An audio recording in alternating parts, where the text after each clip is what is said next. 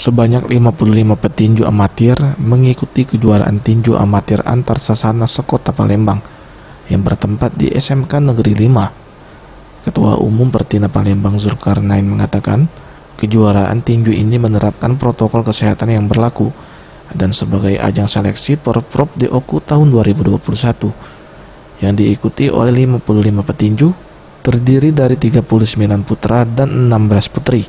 Mempertandingkan 13 kelas terdiri dari 6 kelas putra dan 5 kelas putri yang mempertandingkan 13 kelas. Dirinya menambahkan, setiap pemenang akan diikut sertakan dalam program TC bertempat di Sasana Kaledoni sambil menunggu petunjuk dari KONI Kota Palembang untuk persiapan Porprov DOKU. Rencana di Sasana Kaledonia, jadi karena di sana ada penginapannya dan lain-lain, insya Allah. TC mandiri ya Pak ya nanti sebenarnya? Kita nunggu petunjuk dari Wali Kota Palembang bersama KONI Kota Palembang.